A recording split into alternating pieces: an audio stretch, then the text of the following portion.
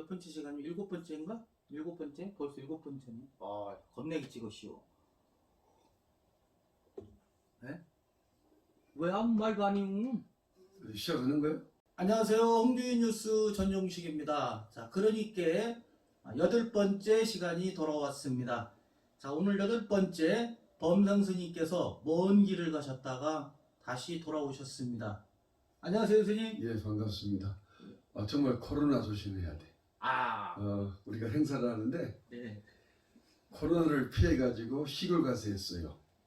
시골에 네. 가서 했는데 원래는 조계사에서 행사를 하고 기획을 했었는데 시골에 가서 했더니 한 50명 중에 네.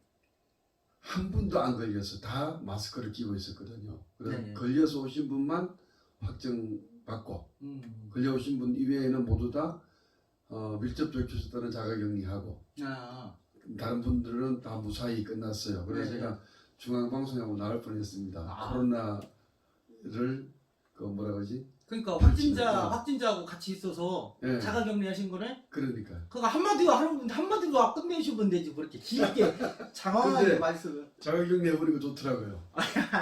그 아주 좋아. 왜냐하면 먹을 것도 갖다 주고 아침 저녁으로 나 건강 체크한 거 이제 앱에다가 일러주고. 네. 그러면 뭐 들어 앉아서 그냥 책 보고 쉬고 아주 좋았습니다. 그런데 많은 사람들 불편하겠죠? 나 같은 사람들이. 하여튼 건강하시다니까 다행입니다. 예.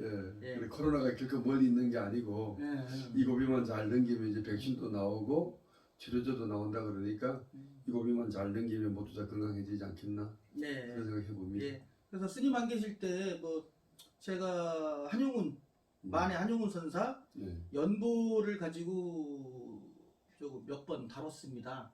그래서 이제는 그 아들 그 개인 가족사에 관해서 한번 이제는 우리가 좀 공개적으로. 그렇죠. 그래서 제가 그 한용운 선사 연보가 다 달라요. 네. 다 달라서 홍성군에서 표준 연보를 한번 만들면 좋겠다라는 게 평소 생각인데 홍진뉴스에서 한 번 더 다루고 또 자료들도 보강해서 홍성군에서 제시하고 있는 표준 연보가 있어야 앞으로 후학들에게도 좋겠다 싶은 생각은 들어요. 그럼 오늘은 한보국의 한용운 선사의 자녀들. 예. 그 중에서 장남 한보국. 그렇죠. 예. 사실 이게 만해 한용운 선사한테는 자식이 둘이 있었습니다. 아들이 한보국, 첫 번째 부인 전정숙 씨 사이에서 난 아들이 한보국. 그 다음에 두 번째 부인한테 난 딸이 한영숙. 네. 그러니까 이제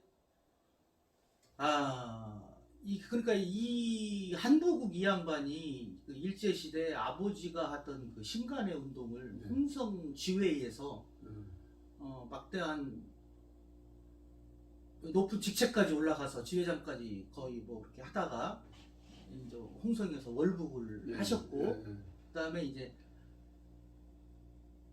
두 번째 결혼으로 낳은 딸 영숙은 이제 남쪽에서 생활을 했죠. 시무장에서 태어나고 시무장을 끝까지 이제 지킨 그러한 딸이 이제 있었죠. 그래서 이제 제가 지금 말씀드리고 싶은 거는 이처럼 만해 가족사가 이제 잘 알려지지 않은 이유, 일반인한테 물론 뭐 공공연한 사실이었지만요.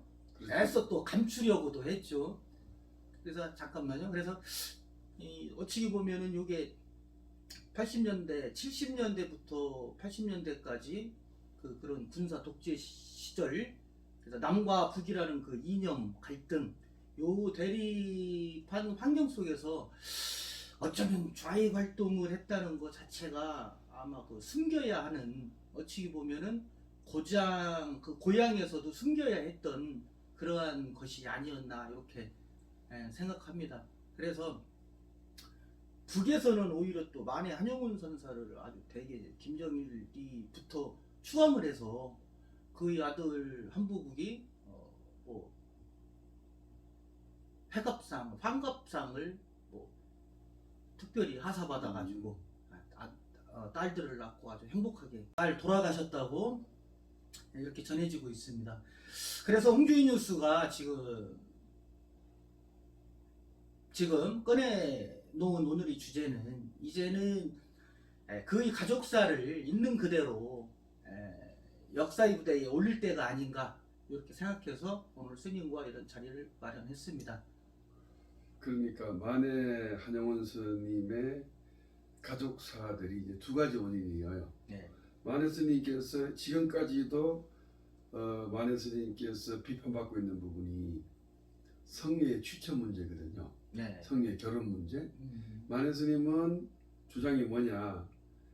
그 성녀들이 인간적 그 본능을 해소를 못해서 네. 악행을 저지를 경우가 많다.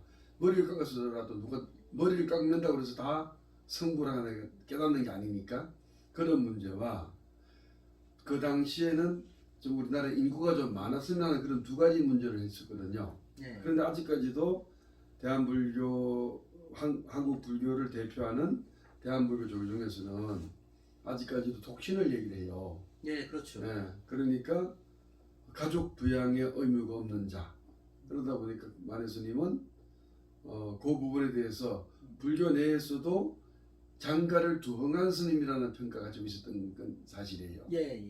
그 다음에 아들 한보국은 말 그대로 사회주의 활동을 했다는 굉장히 지위가 있었다는 것 또 한 가지. 네. 그렇게 되다 보니까 잘 알려지지 않았지만 그렇게 보면 아까 말씀드렸지만 그 반공을 국시로 한 대한민국 건국 초기부터 반공을 국시로 한 그러한 문제에 대해서 피해자거든. 지금은 남북 통일을 얘기한다 그러면 이러한 모든 문제가 허심탄회하게 얘기가 돼야 돼요. 네. 그러니까 통일이라고 하는 것은 서로 인정을 하는 거예요. 근데 우리는 자꾸만 통일을 하면서 통일 얘기를 하면서 네. 뭘 하나 그러면 지배적 통일을 한다고. 이건 지배거든. 그래서 대등한 입장에서 그 당시 상황을 잘 얘기를 해서 그간의 오해를 풀고 나는 것이 중요하다. 그럼 우리가 다루고 있는 한복이나 만해의 문제도 그동안에 우리 사회가 가지고 있는 오해와 편견 거기에서 이제 벗어나는 일이 시작이 되는 거라고 보면 되는 거죠. 네. 근데 여기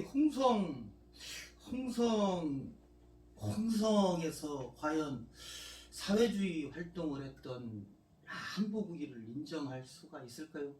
저는 이 상당히 보수적인 이쪽 동네에서는 전혀 맥힐 만한 가치도 없는 그러한 문제일 것 같습니다. 앞으로 홍성이 독립운동의 성지니까 통일까지 이루어야 독립운동이 완성이 되거든. 그렇죠. 네, 그러니까 그런 문제들도 홍성에서 아무리 보수적이지만 홍성에서 시작해야 되는 거예요. 네, 네, 그렇습니다. 네, 홍성에서 시작하는 그럴 것 같으면 근데 사실 스님 그런 쪽으로 얘기해 보면 그 밀양 네. 그 약산 김원봉 선생 네, 그렇지. 네. 그 고향에서는 겉으로는 사회주의자라고 뭐 하지만 이미 그쪽 동네에서는 뭐 기정관이라든지 이런 선양 사업을 엄청 크게 하고 있거든요. 네. 그런 거를 우리가 조금 본받으면은 벤치마킹을 해도 좋지 않을까. 그러니까. 네, 언뜻 생각이 듭니다. 그 지난번에 다뤘던 김달진 같은 경우는 고향에서는 뭐 무슨 소리냐 그렇게 하잖아요. 네. 우리 고향에 그러니까 이것들을 한번 잘 사회적 합의, 네. 홍성이라는 곳에 사회적 합의를 이뤄내면 그런 문제는 크게 걸림돌이 안 된다고 봐요. 네, 알겠습니다. 자, 그럼 본격적으로 들어가겠습니다. 만해 선사 큰아들이죠. 한보국은 그 만해가 14살이던 1892년 결혼을 했습니다. 결혼 12년 만에 아들을 낳았는데 그때가 1904년. 아내분은 그 전정숙. 이분 사이에서 아들 한보국을 낳은 거죠. 연부에서도 잠깐 얘기했지만 이 전정숙 이분은 무슨 기록에 의하면 눈썹이 아주 짙고 미인형은 아니었습니다. 보통형의 눈썹이 짙고 특히 이 하관, 턱이 조금 발달했다라는 그런 기록이 있습니다. 많이 찾아내셨네. 엄청 고생했습니다. 지금 그래서 이 한보국이를 저희가 추측할 수 있는 단서가 홍성, 지금으로 치면 홍성 초등학교 스님 사진 보셨죠? 예. 예, 지금 화면 띄우겠습니다. 예, 요것이 그 남산공원에서 찍은 그 사진이거든요. 홍성 보통학교 다니던 홍성 초등학교 그 백년사라는 그 책자에서 그가 학교를 다녔다는 그런 근거를 찾았습니다. 자, 스님 한번 말씀 좀 한번 해주시죠. 1927년에 홍성 국립보통학교 학 17회로 졸업을 했다는 거죠. 예. 그럼 나이가 20대 초반, 네. 22~23살 돼서 초등학교를 졸업하는 그 당시 그때서야 비로소 신교육을 받는 그런 신교육을 받았다고 보는 거거든. 예. 그리고 요 신교육이 중요한 것이 그 다음에 뭐 서울에 가서 학교를 다녔다는 이건 얘기는 하지만 그건 정확하지 않고 그럼 최종 학력이 신교육 요 때라고 보면 그러면 20살 전에 무슨 공부를 했다 이런 건 잘 몰라요. 그러나 그 양반이 나중에 사회적 활동을 할 때 보면 과연 요 공립보통학교 학력으로만 뭐 기자도 할 수 있었던가 요 생각도 들어보는 겁니다. 그때 그래서 이 연보를 보면은 한용운과 관련된 논문이나 이런 책들을 보게 되면요, 스님. 만해 집안이 몰락했다라고 나오거든요. 그런데 몰락한 집안에서 과연 한보국이가 학교를 다닐 수 있었을까? 그러니까 이제 한보국이의 어린 시절 우리 알 수가 없어요. 그런데 사람들은 어디서부터 기술하나 그러면 만해 스님이 어린 시절에 몰락한 양반가의 아들로 태어났다고 하는데 최근 한건택 선생이 찾아낸 자료에 보면 한흥주는 만해 아버지는 만해가 한 10살쯤 됐을 때 그때 10여 년 동안 궁에 가서 벼슬을 합니다. 직접 교지가 있어요.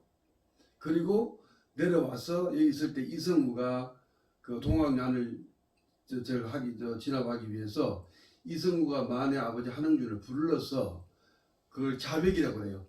내가 임금의 허락을 받지 않고 내 스스로가 벼슬을 줬다. 그래서 나중에 추인을 받고 그렇습니다. 그래서 만해는 결코 가난한 집안의 자손이 아니다.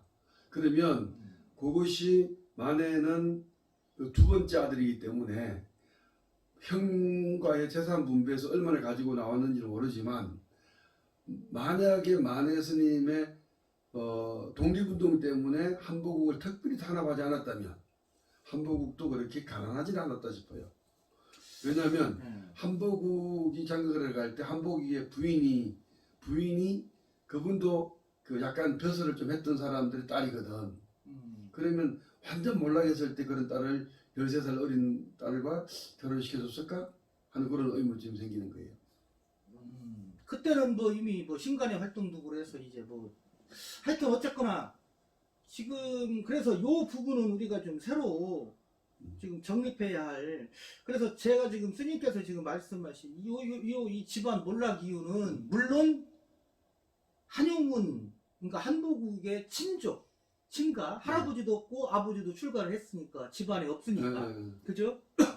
그러니까 물론 이때 상황은 이제 큰아버지죠. 한윤경만 있을 때고 그러면 이제 이분들하고는 이제 분가에서 독립된 세대주를 구성해서 살았으니까 어머니하고 전정숙하고 한보국이하고 둘이 살았을 거란 말입니다. 근데 제가 말씀드린 거는 이 어머니 전정숙 씨가 상당히 광천에서는 친정이 잘 살았다. 그런 내용들이 많거든요. 그러니까요. 예를 들어서 이제 그 복중에 있는 아이를 두고 호련히 떠나버리잖아요. 출가를 할 때. 그러면 거기에 대해서 만해 스님이 어떤 괴로움을 표현을 안 해요. 그 다음에 한보국의 만해 스님의 손녀딸들이죠. 손녀딸들 얘기도 한영숙 여사와 전정숙 여사가 함께 할아버지를 모셨다 그러거든. 예. 네, 그때 잘해줬다는 거야. 예. 자, 그러면 과연 이 가세가 그렇게 우리 일반 사람들이 생각했던 것만큼 형편없었지는 않았다. 네, 그렇습니다. 그래서- 그 저기 아까 그 누구 말씀하신 거기에도 보면은 네. 지금 뭐 토지 대장이나 뭐 이런 대장을 확인했을 때 그 남문리 네. 지금 그 도로죠, 그 도로 그렇지. 지금 예. 그 근처에서 살고 했다는 거 보면은 그거는 돈 없는 농사꾼들은 그 근처에 오지도 못합니다. 거기에는. 그렇죠. 남문리 쪽에. 그러니까 자꾸 사람들이 아전 얘기하는 이유가 남문리 때문에 아전 얘기를 하거든. 네. 그런데 그것이 아니라 아까 말씀드렸지만 이성우가 동학군을 막기 위해서 와서 좀 도와주십시오 했던 그런 형국이거든요. 그러면 만에 지금 그 한흥준이가 그래 저기서 뭐지 잠방골 네. 그 지금 결선 잠방골에 들어가서 공부를 하다가 다시 서울에 갔다가 홍성으로 이런 일련의 과정이 있어요. 그러니까 이제 1차 출양을 하고 출양해서 다시 집에 와서 그러다가 이제 다시 모국이가 난 거죠. 그렇게 된 거죠. 네. 그런 부분들을 보면 그 다음에 그 자녀들에게 대해서 가난한 집에 대한 표현이 없어요. 네. 그러면 집안 어느 정도 먹고 살만했다. 먹고 살만할 정도가 아니라 어찌 보면은 그때 당시로 보면은 시인의 중심가죠. 그래서 중심가죠. 네. 거기에서 그리고 또 보면은 1910년대 20년대에 이미 아마 그쪽에 도로가 나 있더라고요. 성문 밖에 지금 있는 도로가. 그러면은 어찌 보면은 그쪽에다가 성터 밑에다가 새로운 가옥을 주택단지를 형성될 시점이거든요. 그리고 이런 거 이렇게 일본 애들이 저걸 허물고 그 성을 허물고 그쪽 주변의 시가지를 인위적으로 아마 형성한 것 같아요. 만들어낸 것 같아. 그러면 아까 그 부근에 와 살았다는 얘기는 굉장히 중심이에요. 그러니까 조양문 동문을 기점으로 봤을 때 북쪽 성터는 지금 허물어졌죠. 그렇죠. 지금 이제 복원사업 하셨습니까? 그런데 이제 서쪽은 그 성벽이 지금 남아있잖아요. 남문리까지. 그러니까 이제 그쪽에다가 큰 도로를 개설하면서 주택단지를 개설을 하던 시기라는 얘기죠. 그때가. 그러니까 돈 없는 사람은 그 근처에 가지도 못하고 집을 샀던 아마 사서 들어갔겠죠. 샀고 나중에는 뭐 나중의 일이지만 철물점도 하고 또 집을 새로 짓기도 하고 하거든요. 그러니까 기본 재산이 좀 있었다고 봐야 되는 거죠. 그러면은 그거를 보면은 철물점짜리는 그 금강원 조경이라고. 그래. 그 지금 있는 그 자리. 그 자리. 그 요지 중에 요지거든 거기가. 요지 중에 요지예요 그렇지. 거기가. 그게 이제 군청으로 가는 입구니까. 그리고 그 맞은편이 한보국에 집이 있었다고 지금. 그러죠. 소녀상 뒤에 주차했는데 거기. 그러면 제가 어렸을 때 거기를 맨날 왔다 갔다 하면서 기억나는 것이 지금 소녀상 바로 옆으로 난 길 있지 않습니까? 지금 그 길은 옛날부터 있었어요.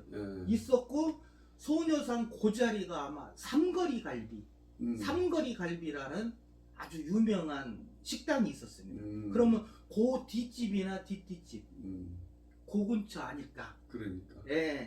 하여튼 그래서 그 길이 왜 중요하나 그러면 홍주 아문을 정확히 딱 들어가는 길이잖아. 거기 자체. 그렇죠.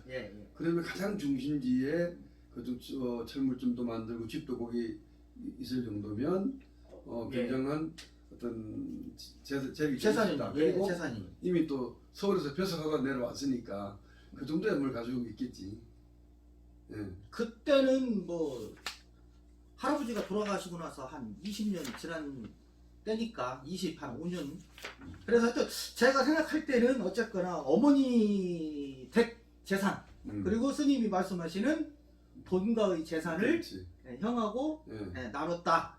뭐 n분의 1. 그 정도 그래서 이제 앞으로 향후 이 한용운 만해 선사하고 관련됐을 때는 그렇게 완전히 몰락한 집안의 자손은 아니었다. 그래 글 쓰는 사람들이 극화 때문에 그러는 거야.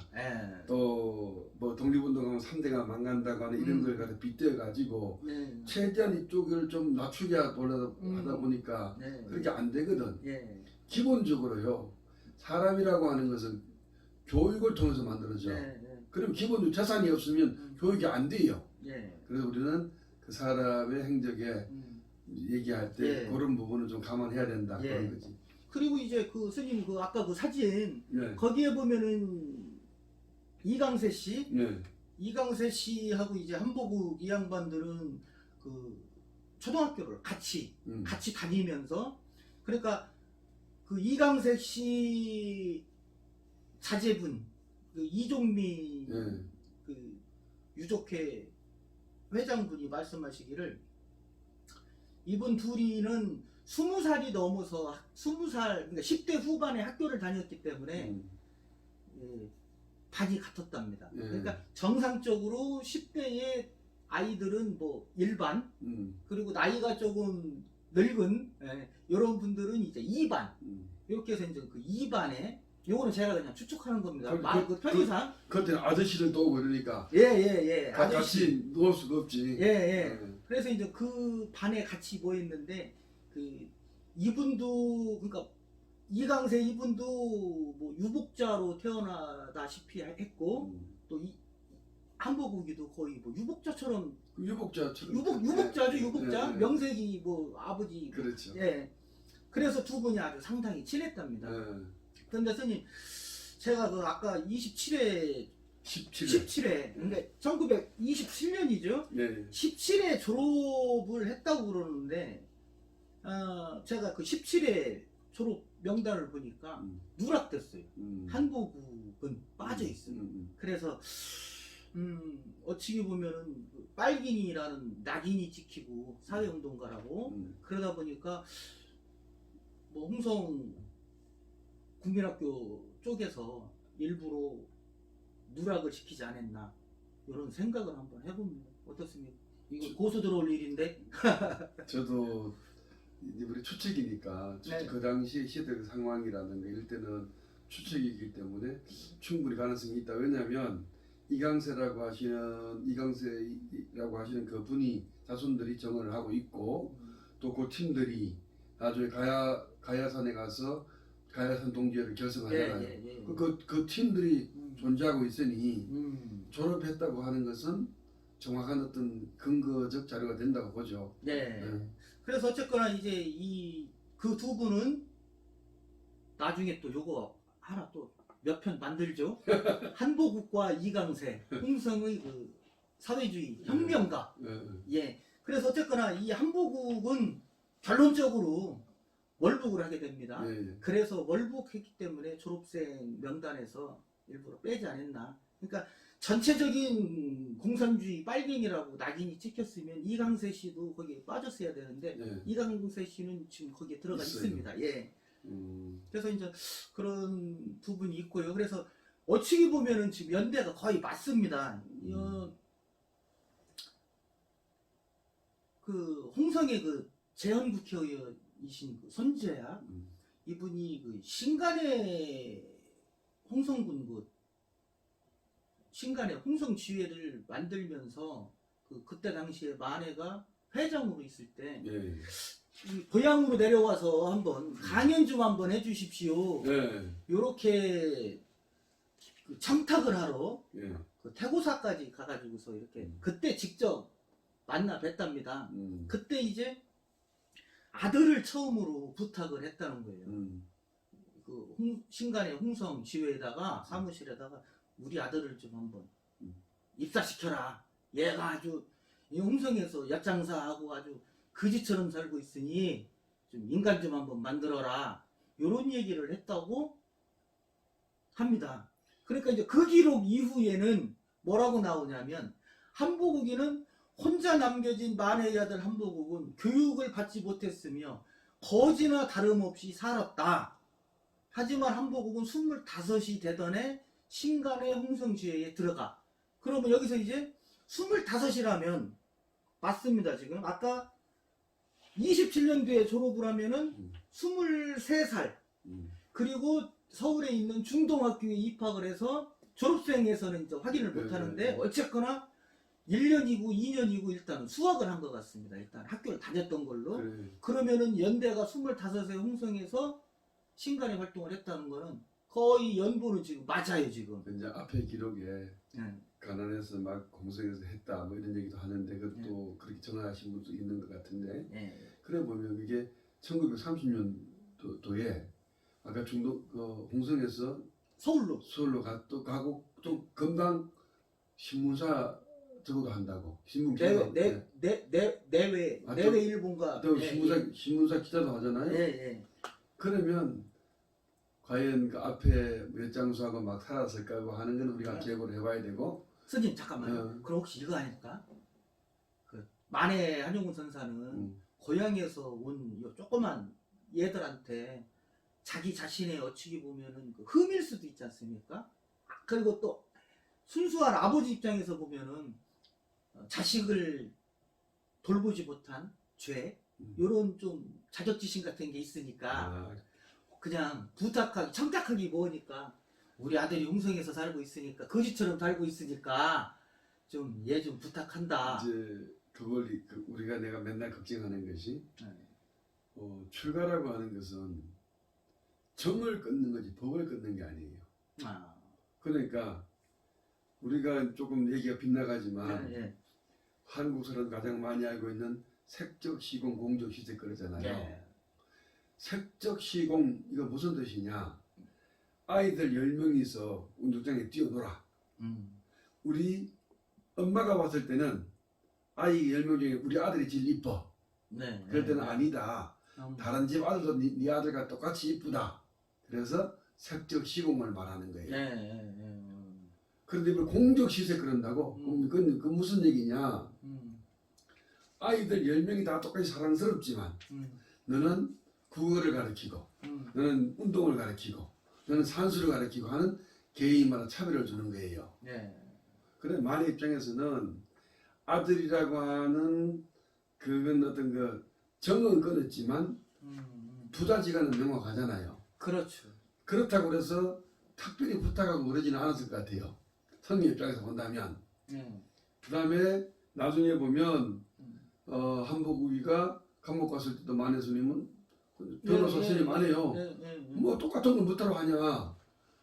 그렇게 본다 그러면 아마 그렇다고 해서 이번엔 또 그 뒤의 행적을 봤을 때 그 아버지 그러니까 그 사회주의자 민족주의는 다르지만 그렇다고 해서 전면 부정한 게 아니다. 아버지를 한복우기가 그럼 그렇게 마구잡이로 아버지를 원망하거나 이러지 않아요. 단지 한복우기가 아버지를 원망했던 것은 어머니를 좀 못 살펴줬다는 거 거기서 그렇죠. 그것만 얘기할 뿐이지 다른 얘기 않거든. 그래서 좀 이렇게 뭐 거지처럼 살았다 이건 좀 그래. 그러니까 이제 오늘 스님하고 지금 나눈 대화에서 일단은 그 몰락한 집안의 자손이라고 한 거 그 부분은 일단 좀 앞으로는 그렇죠. 아예 그냥 삭제를 하고 그 다음에 거지처럼 떠돌아다녔다 뭐 엿장사를 했다든지 그렇지. 그 집 걸로 다녔다느니 이런 내용은 조금 뺐으면 좋겠습니다. 자 어쨌거나 이제 한복우기 신간의 홍성 지회에 들어가게 됩니다. 이때가 이제 뭐 25이라고 얘기도 하고 하여튼 홍성 신관에는 그 어찌 보면은 한복우기 학교를 졸업하던 1927년도에 설립이 됩니다. 8월 25일인가? 하여튼 그 즈음에서 설립되는데 거기에 이제 간사로 들어가게 되는 거죠. 그래서 일단은 그때부터 사회주의 그런 계몽 사상에 조금 깊이 빠지게 됐는지 아니면 아까 스님께서 말씀하시던 중동학원 다니면서 기자 생활을 하면서 사회주의자의 이제 이론에 심취됐는지 이제 그거는 조금 알 수 없는 부분인 것 같습니다. 그때는 젊은이들이 당연한 고민이죠. 그렇죠. 빠질 수밖에 없는. 왜냐하면 이 앞으로 이 나라를 어떤 모델로 갈 건가고 하는 젊은이들의 당연한 생각이기 때문에 지금 시각으로 보면 안 되고 그죠? 당연한 시각이기 때문에 그 다음에 말씀대로 전혀 뭔가를 모르는 사람을 간사를 맡길 수 없거든요. 지금이나 네. 지금이나 그때나 그렇죠. 간사가 일을 다 한단 말이에요. 근데 이 신관회라고 하는 이 내용이란 전혀 모른다든가 이 부분에 대한 이렇게 모르는 사람을 맡길 수가 없기 때문에 이미 그 당시에 신문 기자도 하고 사회적 영향을 쌓았을 테니까 신관회 활동하는 것은 당연하지 않느냐. 그건 역시 집을 떠난 뱃속에 자기를 놓고 아버지가 출발했지만 집을 떠난 아버지의 영향이 지속적으로 발휘하고 있는 거거든요. 그러니까 이제 이 신관회가 뭐 좌든 우든 이런 그 이념주의 단체가 아니고 좌우 합작 그렇죠. 단체지 않습니까? 그렇죠. 예. 그래서 이제 27년도에 이 만해 한영훈 선사는 경성지회장을 그렇지. 맡게 되면서 예. 이제 8월 25일 그쯤에 이제 홍성지회가 설립되면서 그때 이제 좀 부탁을 했던 그런 것 같습니다. 그러니까 이제 한보국은 그러니까 27년도에 8월 달에 생기면서 손재학 재원국회의원은 올라가서 이제 청탁을 했겠죠. 홍성에 와서 강연회 좀 한번 해달라. 그러면은 8월 지났으니까 어쩌면은 이즈음이었을 수도 있고 내년 봄이었을 수도 있고 하여튼 봄이었던 것 같기도 하고 그래서 이듬해에 이제 한보국이 간사로 들어오게 됩니다. 28년도. 그때 내려오기가 좀 껄끄러웠던가 봐. 여러 가지 상황적으로. 그러니까 이제 떠나온 것은 내가 좀 가지 않겠다. 이제 그렇게 해서 안 오신 것 같고. 그랬으니까 그러나 이제 아들은 그쪽으로 아버지하고 같은 길로 이제 가는 쪽으로. 그 당시에는 신관회가 됐든 뭐가 됐든 간에 일단은 우리 민족끼리 모이는 이 자체가 일단은 그 일본 입장에서 봤을 때는 좀 불순하거든. 그럼 어쩌면 내가 어떤 걸 선택했든 간에 이제 독립과 민족이라는 쪽으로 함께 방향을 트는 그런 과정으로 봐야 되겠죠. 그래서 어쨌거나 이제 그 즈음이 아마 제가 볼 때는 27년도에 졸업을 하고 서울로 가서 아마 그때 즈음에 27년도 그러니까 홍성 신관의 간사를 맡기 그 전에 만해 선사를 한 번 아버지를 찾아가 적이 있었다. 찾아갔다 그러더라고요. 매몰차게 이제 쫓겨났다고. 그래서 못내 그것이 안쓰러워서 주선해줬지 않았을까. 그런 거는 있겠죠. 그래서 어쨌든 간에 자식인데 아까 말씀대로 정은 끝에 법은 어쩔 수가 없거든요. 그리고 또 만해 스님도 말년까지 딸과 두 그 부인의 봉양을 받았거든요. 그런 것을 봤을 때는 매몰차게 했던 것은 아마 한보국이한테 어떤 그 나름의 교육 방식이 아니었는가 싶어요. 그래가지고 너무 그 세속의 아버지 입장에서 게 아니라 만해 스님을 얘기할 때는 항상 성녀 입장에서 봐야 돼요. 그러니까 사고 방식이 좀 다르지. 일반인들 사고 방식과는. 그것이 어찌 보면은 스님 어렸을 때 저희 아버지 그 가부장적인 그 사랑이었죠. 겉으로 내세우지는 않지만 그렇죠. 그 속정, 속마음 한 대 줘 펼지언정 내 마음을 안 그런데 얘가 잘 되기를 바라는 내 마음.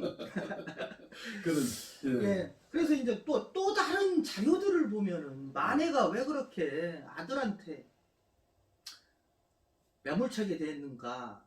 요거는 또 다른 이유로 그게 어머니 그러니까 처갓집에 대한 열등감의 표현이지 않겠느냐라고 또 하더라고요. 그게 이제 호사가들 얘기 같아요.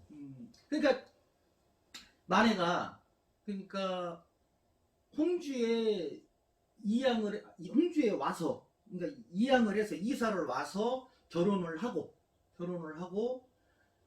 이제 광천 처갓집 가가지고서 그때 또 공부도 하면서 거기는 이제 잘 사는 뭐니까.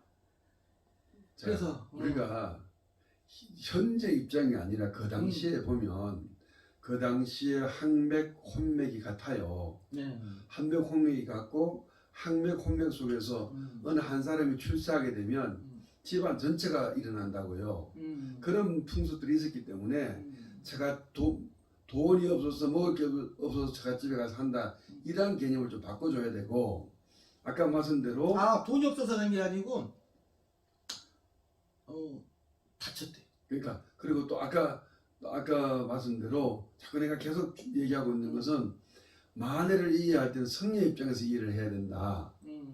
아니 성녀가 뭐가 저기서 처갓집에 열등감을 안겠어요. 만해 스님이 다음에 물론 기회가 있으면 얘기할 텐데 만해 스님이 말씀하고 있는 그 불이라든가 독립운동의 민족 정신은 일반 민족 계몽주의자로 달라요. 그것은 일체 모든 사람들을 뭐라 해야 평등하게 보는 평등하게 보는 그러한 성녀 입장에서 처갓집에 열등의식을 가졌다. 이것은 글 쓰는 사람들이 세속의 이야기를 자꾸 써서 그렇다고. 세속의 이야기를 쓰다 보니까 그렇지 않겠냐. 그건 자기 생각이지. 그래서 특히 세속을 떠난 사람의 생각을 한번 다르게 해볼 필요가 있다. 그래서 어쨌거나 이제 그 한보국은 활동을 열심히 한 것 같습니다. 29년에 이제 의원직을 이제 맡았다고요. 1929년도에 신간의 홍성지회 의원직. 그거는 뭐 지금으로 치면은 뭐 임원 아니면 구성원 기죠 임원직. 조금 같은 중물로 봐야 되는 거지. 중심 인물로 이제 부상을 하게 된 거죠. 그래서 이제 요게 이제 불과 1년 2년 동안에 이렇게 핵심 구성원으로 올라간 거 보면은 스님 말씀대로 머리가 비상했다. 그러니까 그 당시에는 양반집이라면 일단 한학을 했잖아요. 그러니까 신교육을 받으러 아주 20살쯤에 다 커서 학교를 갔다 그래도 그 전에 기본적 학문이 있었다고 봐야 되는 게 옳다 그 얘기죠. 그렇죠. 한학의 기초는 그래서 신문 기자도 하고 그런 활동을 하게 되는 것이지 그 기초 공부도 어떻게 뭘 할 수 있겠어. 그래서 이제 해방을 이제 맞이하게 됩니다. 1945년 이미 이제 만해는 1년 전에 입적을 하셨고, 그래서 한보국은 이제 홍성군 건국준비위원회 의원장, 홍성군 인민의원회 위원장을 거치면서 사회활동가로 이제 활동하게 성장을 해간 거죠. 그래서 이제 그러면서 이제 월북을 하게 됐는데,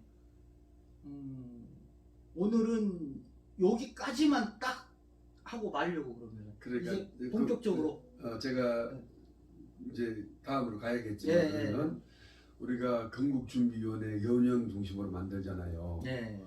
그런데 그대로 해서 그냥 우리가 이번에게 이양 받으면 문제가 없었는데 그때 메가드가 포고령을 발의해서 연합군에게 항복하지 않은 다 무효를 한 데서 다시 일장기가 올라가는 이런 현대사에 불행하거든요.